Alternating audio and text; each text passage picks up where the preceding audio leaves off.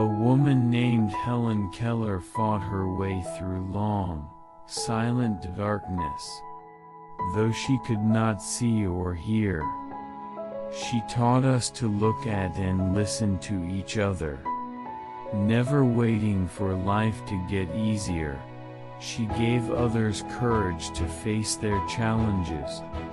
She was one of those quiet heroes that we have all across America. They're not famous. Their names are not in the newspapers, but each and every day they work hard. They aren't seeking the limelight. All they try to do is just do the right thing.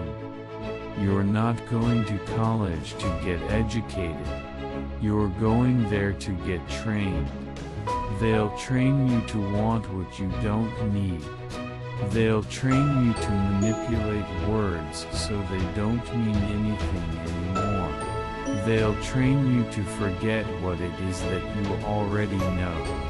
They'll train you so good, you'll start believing what they tell you about equal opportunity and the American way and all that shit.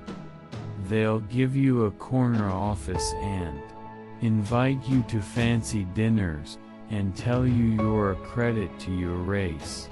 Until you want to actually start running things, and then they'll yank on your chain and let you know that you may be a well-trained, well-paid nigger, but you're a nigger just T.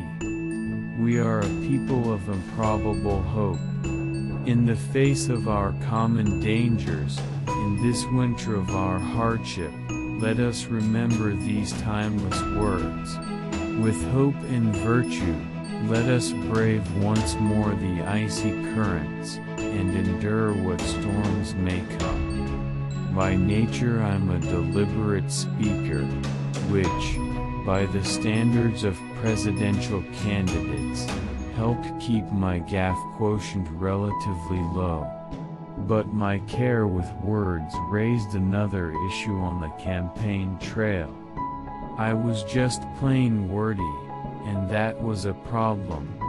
When asked a question, I tended to offer circuitous and ponderous answers, my mind instinctively breaking up every issue into a pile of components and subcomponents.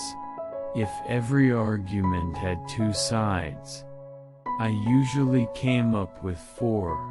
If there was an exception to some statement I just made, I wouldn't just point it out, I'd provide footnotes.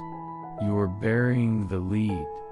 Axe would practically shout after listening to me drone on and on and on. For a day or two I'd obediently focus on brevity, only to suddenly find myself unable to resist a 10-minute explanation of the nuances of trade policy or the pace of Arctic melting.